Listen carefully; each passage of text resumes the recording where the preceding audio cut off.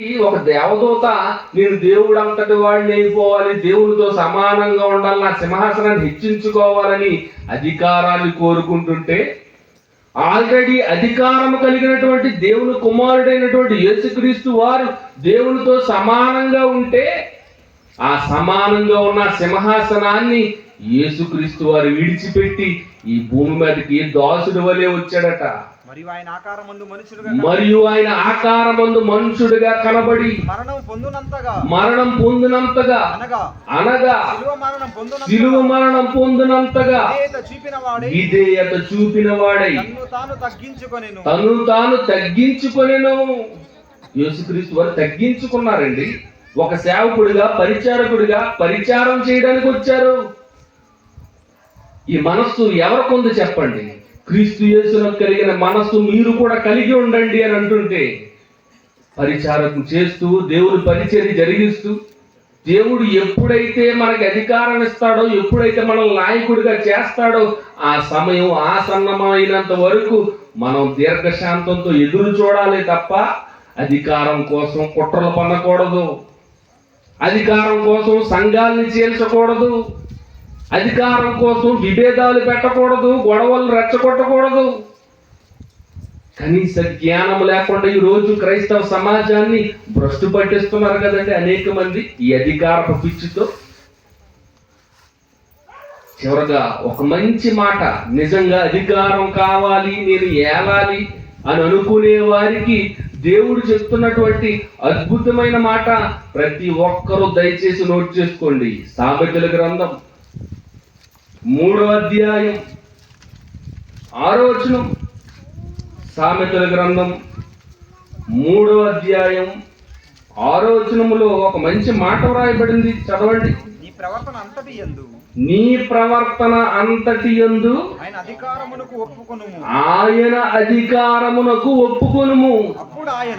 అప్పుడు ఆయన నీ త్రోవలను సరళము చేయును. చూడండి, చాలమ్మా, చూడండి. నీ ప్రవర్తన అంతటి యందు, నీవు మాట్లాడే మాటలు, నువ్వు చేసే చేతలు, నీ ప్రవర్తన అంతటి యందు నీ మీద అధికారం ఎవరికోవాలంటున్నాడండి? ఎవరికోవాలట? ఆయనకు. ఆయనకు అని ఆయన అంటే ఎవరు? ఆ పై సందర్భాలన్నీ చదువుతుంటే యెహోవా, యెహోవా అనే మాట మనకు కనబడుతుందండి. చూద్దాం, పై మాటలు కూడా చదవండి. 3వ వచనం నుంచి. దయను సత్యమును ఎన్నడూ నిన్ను విడిచిపోనీయకుము, వాటిని కంఠభూషణముగా ధరించుకొనుము, నీ హృదయమును పలకల మీద వాటిని వ్రాసుకొనుము. అప్పుడు దేవుని దృష్టి యందును మానవుల దృష్టి యందును నీవు దయనొంది మంచివాడవని అనిపించుకొందువు. చూడండి, వాక్యానుసారంగా ముందు ప్రవర్తించండి. దయ, సత్యము ఎన్నడూ కూడా నువ్వు విడిచిపెట్టకు. హృదయం అనే పలకల మీద వాటిని వ్రాసుకొని వాటిని అనుసరిస్తే అప్పుడు ఎవరి దృష్టిలో పడతావట? దేవుని దృష్టిలోను అలాగే మనుషుల దృష్టిలోను నీవు గొప్పవాడుగా కనబడతావు, దయనొందుతావు, మంచివాడవని నువ్వు అనిపించుకుంటావు, పేరు సంపాదించుకుంటావు. ప్రవర్తన లేకుండా నన్ను అందరూ పొగడాలి, మంచివాడిని అనాలంటే ఎలా వస్తుంది? అది ఇవన్నీ కలిగి ఉండాలని చెప్తూ ఇంకేమంటున్నాడు? నీ స్వబుద్ధిని ఆధారము చేసుకొనక నీ పూర్ణ హృదయముతో యెహోవా యందు నమ్మిక ఉంచు. యెహోవాని నమ్ము నువ్వు. ఇంకేమంటున్నాడు? నీ ప్రవర్తన అంతటి యందు ఆయన అధికారమును ఒప్పుకొనుము. నీ ప్రవర్తన అంతటి యందు దేవునికి అధికారం ఇవ్వు. దేవునికి నీ మీద నువ్వు అధికారం ఇస్తే అప్పుడు నీ బ్రతుకు ఎలా ఉంటుందట? నీ త్రోవలన్నిటినీ సరళం చేస్తాడట. నీకేవేవైతే అడ్డుగా ఉన్నాయో అన్నిటినీ దేవుడే తొలగిస్తాడట. దేవుని మీదకి అధికారం ఇవ్వాలి.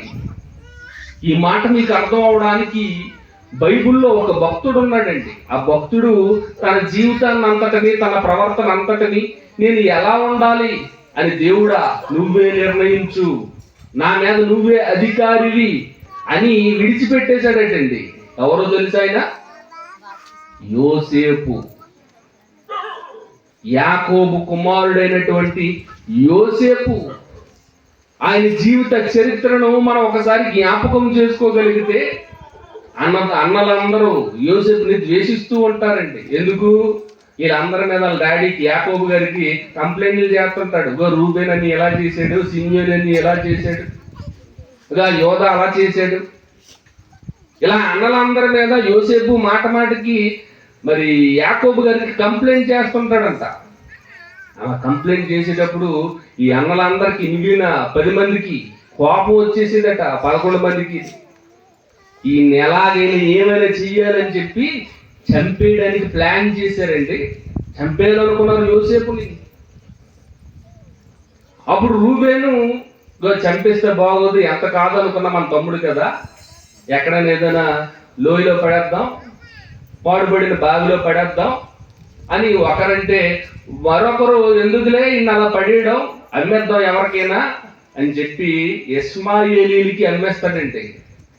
ఇష్మాయేలీలకి యోసేపు అన్నలందరూ అమ్మేస్తారు యోసేపుని. ఆ ఇష్మాయేలీలు ఏం చేస్తారంటే ఐగుప్తు దేశంలో పొతీఫర్ అనే ఆయనకి అమ్మేస్తారు. ఆ ఐగుప్తు దేశంలో ఒక విదేశీయుడిగా, ఒక పరదేశీయుడిగా ఐగుప్తు దేశంలోకి యోసేపు గారు ప్రవేశించి ఒక సేవకుడిగా, ఒక దాసుడిగా, ఆ పొతీఫర్ ఇంటిలో ఒక పనివాడుగా నియమింపబడతాడు. అలా నియమింపబడిన సమయంలో పొతీఫర్ భార్య యోసేపు మీద కన్ను వేయడం, అతడు ఒప్పుకోకపోతే అతని మీద నిందలేసి చెరసాలలో వేయించడం, చెరసాలలో వేయబడిన అతడు విడుదల చేయబడడం, విడుదల చేయబడిన తర్వాత ఐగుప్తు దేశానికే ఒక మహారాజుగా తీర్చిదిద్దబడడం. యోసేపు గారు తన బాల్యం నుంచి ఎన్ని శ్రమలు ఎదుర్కొన్నారండి.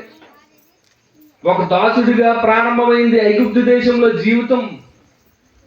ఒక పరదేశీయుడైన ఎక్కడో కనాను దేశంలో ఉండవలసిన వాడు యోసేపు, కానీ ఐగుప్తు దేశానికి అమ్మివేయబడ్డాడు. అలా అమ్మివేయబడిన అతను ఒక దాసుడిగా పని ప్రారంభించిన అతడు ఎలా మారాడండి? భవిష్యత్తు కాలంలో ఐగుప్తు దేశాన్ని శాసించే ఒక గొప్ప అధికారిగా, పరిపాలించే ఒక గొప్ప రాజుగా యోసేపు గారిని తండ్రి అయిన దేవుడు హెచ్చిస్తాడండి అధికారిగా. ఏ దేశపు వారైనా ఒక పరదేశీయుడిని రాజుగా చేసుకుంటారండి. ఇప్పుడు మన భారతదేశమే ఉంది, మరి భారతదేశాన్ని పరిపాలించడానికి ఎవరో పాకిస్తానీయుడిని మనం ఏమైనా ఎన్నుకుంటామా? మన దేశంలోనే ఉన్నవారై ఉండాలి. లేదంటే ఒక అమెరికా వాడిని తీసుకొచ్చి మనం మమ్మల్ని ఏలండి అని చెప్తామా? ఎవరో పీఠం. లేదంటే ఒక విదేశాలకు చెందిన వారు ఒక భారతీయుని పిలిచి మీరు మమ్మల్ని ఏలండి అని అనడం అసాధ్యం. ప్రపంచంలో ఎవరు ఒప్పుకోరండి. కానీ ఐగుప్తు దేశములో యోసేపు గారు ఇశ్రాయేలీల జాతికి చెందినవాడైనప్పటికీ, కనాను దేశములో కాపురం ఉండవ తల్లిదండ్రులందరూ కనాను దేశపు వారైనప్పటికీ, ఒక పరదేశీయుడిని ఐగుప్తు దేశాన్ని పరిపాలించమని యోసేపు గారికి రాజ్యాధికారం, పట్టాభిషేకం చేశారు అని అంటే ఎంత గొప్ప విషయం అది. అలాంటి ఉన్నతమైన టార్గెట్ ని, ఒక హెచ్చించబడిన ఒక స్థానాన్ని యోసేపు గారు కైవశం చేసుకున్నారు అనేది దానికి కారణం ఏంటి? తన ప్రవర్తన ఎంతటి యందు దేవునికి అధికారం ఇచ్చేశాడు. తన ప్రవర్తన ఎంతటి యందు దేవుడా నీదే బాధ్యత, నువ్వేం చెప్తే అదే చేస్తాను, నేను ఎప్పుడు తప్పు చేయను, అన్యాయం చేయను, దయను సత్యమును నేను అలవర్చుకుంటాను, నీ మాటలన్నీ హృదయం అనే పలక మీద నేను రాసుకుంటాను, నువ్వు చెప్పిందే నేను చేస్తాను, నా మీద నీకే అధికారం, నువ్వే నా అధికారివి, నువ్వేది చెప్తే అదే, నా జీవితం నీదే అని దేవుడు ఏది చెప్తే ఏది చేయమంటే అది చేసుకుంటూ పోయాడు. ఇలా చేసే క్రమంలో కష్టాలు వచ్చాయి, ఇబ్బందులు వచ్చాయి, చెరసాల్లోకి వెళ్ళిపోయాడు. ఇంచుమించు 2-3 సంవత్సరాలు జైలు జీవితం అనుభవించాడు. తిరిగి బయటకు వచ్చి ఒక ఉన్నతమైన స్థానం, ఆ దేశాన్ని పరిపాలించే స్థానం, రోజు రోజుకి ఒక్కొక్క మెట్టు ఎక్కుకుంటూ ఐగుప్తు దేశాన్ని పరిపాలించిన గొప్ప చక్రవర్తి అయ్యాడు కదండి యోసేపు గారు. దానికి కారణం ఏంటి అని అంటే తన ప్రవర్తన యందు దేవునికి అధికారం ఇచ్చాడు కనుక. ఈరోజు మనమంతా ఏం చేస్తున్నాం? దేవునికి మనం అధికారం ఇవ్వట్లేదు. అలాగో నన్ను నా ప్రవర్తన మీద నీది అధికారం తండ్రి అని చెప్పి తండ్రి కావట్లేదు. మనకు మనమే అధికారులు అయిపోవాలి అని అధికారం పిచ్చి పట్టిన వారుగా నేనేదో చేసేయాలి, నేనేదో అయిపోవాలి, దేవుడి నియమంతో నాకు సంబంధం లేదు, నాకు నచ్చినట్టుగా నా స్వబుద్ధితో నేను నన్ను హెచ్చించుకుంటాను అని అపవాదికి కలిగిన ఆలోచన ఏదైతే ఉందో, దేవుని నక్షత్రములకు పైగా నా సింహాసనాన్ని హెచ్చించుకుంటానని అపవాది చేసిన పిచ్చి ఆలోచన ఈరోజు క్రైస్తవ్యంలో అధికారపు దాహం కలిగిన వారుగా వారు కూడా తమను తాము హెచ్చించుకోవాలనుకుంటున్నారు. అలా హెచ్చించుకునే వారు చివరికి అపవాదికి ఏ గతి అయితే పట్టిందో, యుద్ధములో ఓడిపోయి పాతాళ లోకానికి పడవేయబడింది. అపవాదికి వారి దూతలకి ఏం సిద్ధపరచబడిందంటే నిత్యాగ్ని దండన, పనిష్మెంట్ విధించబడుతుంది. అలాంటి అపవాది ఆలోచనల్లో, అపవాది బాటలో నడిచే ప్రతి ఒక్కరు కూడా ఎక్కడికి వెళ్ళిపోతారో తెలుసా? అది అంధకారం, అదే నిత్యాగ్ని దండన. కాబట్టి ప్రియమైన దేవుడు వాళ్ళారా, ఆలోచించండి. ఈ లోకాధికారాల కోసం ఆశపడొద్దు, సంఘంలో అధికారాల కోసం కుట్రలు పన్నొద్దు. దేవుడు ఒకానొక సమయంలో నీ ప్రవర్తన బాగుంటే నిన్ను అధికారిగా నియమిస్తాడు. అప్పటి వరకు నీ ప్రవర్తన యందు దేవునికి అధికారం ఇవ్వు. అంతే తప్ప నా మట్టుకు నేను హెచ్చింపబడతాను, నేనే అధికారిని అయిపోతాను, మాలో మేము ఎవరు గొప్పవారం. యేసుప్రభు వారి మాటలు విన్నారు కదా, నువ్వు గొప్పోడిని నేను హెచ్చించుకోవాలనుకోవద్దు. నువ్వు పరిచారం చేయి, నువ్వు సేవ జరిగించు, మంచిగా అందరి ఎదుట ఉండు, నిష్కపటమైన వాడుగా నీ మాటల యందు నీ ప్రవర్తన యందు యథార్థవంతుడిగా ఉండు. సమయం వచ్చినప్పుడు నేనే హెచ్చిస్తాను. అది కాదని ఏ ఆలోచన చేసినా అది అపవాది ఆలోచన. అపవాది ఎలాగైతే అధికారం కోసం ఆరాటపడి ఎక్కడ పడిపోయిందండి? అంధకారంలో పడిపోయింది కదా. నువ్వు కూడా అధికారం కోసం ఆరాటపడి కుట్రలు పనితే నువ్వు కూడా అంధకారంలోకి వెళ్ళిపోతావు. చరిత్ర చెప్తుంది. చరిత్రలో ఎంతో మంది జీవితాలు బైబిల్ గ్రంథంలో రాయబడ్డాయి. ఆదికాండం నుంచి ప్రకటన గ్రంథం వరకు ఎవరెవరైతే అధికారం కోసం ఆశపడి మారణహోమం చేశారో, కుట్రలు పన్నారో, వారి బ్రతుకు ఎలా మారిపోయిందో బైబిల్లో ఎన్నో జీవితాలు మనకు కనబడతాయండి. అవన్నీ చెప్పుకుంటూ పోతే మనకు సమయం లేదు. చాలా టైం ఇలా వారాలు నెలల పాటు చెప్పుకుంటూ పోవడమే. ఎవరెవరు కుట్రలు చేశారు అధికారం కోసం, ఎవరెవరు హత్యలు చేశారు అధికారం కోసం, బైబిల్లో చాలా చరిత్రలు ఉన్నాయి. అవన్నీ మీరు చదవండి. ఇక్కడ ప్రిన్సిపల్స్ చాలా మంది ఉన్నారు, వాళ్ళంతా మీకు నేర్పిస్తారు తరగతుల ద్వారా. ఆ చరిత్రలు తెలుసుకొని అధికార దాహముతో ఉన్నవాడు ఎలాగైతే భ్రష్టుడిగా మారిపోయి చచ్చారో వాళ్ళందరినీ జ్ఞాపకం చేసుకోండి. మనం అలాగ అవ్వకుండా జాగ్రత్త పడాలని కోరుతూ అధికార దాహాన్ని, అధికార పిచ్చిని విడిచిపెట్టి పరిచారకులుగా, యేసు వలె సేవలు చేసేవారుగా మనమంతా ఉండాలని కోరుతూ మిమ్మల్ని అందరినీ బ్రతిమాలుకుంటూ నా మాటలు ముగిస్తున్నాను. అందరికీ వందనాలండి.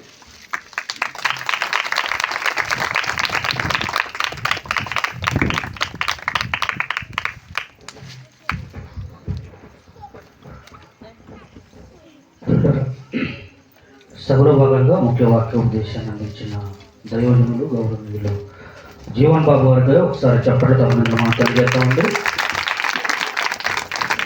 మరి ఈ వాస్తవ సంగతాలు గ్రహించుకొని భూమి మీద బ్రతుకు కాలం అంతా కూడా మనం వాటిని మన మధ్యలో ఉంచుకొని చక్కగా దేవుని అధికారానికి లోబడిన వారుగా, దేవుడు ఇవ్వని అధికారం ఏది కూడా నిలవదని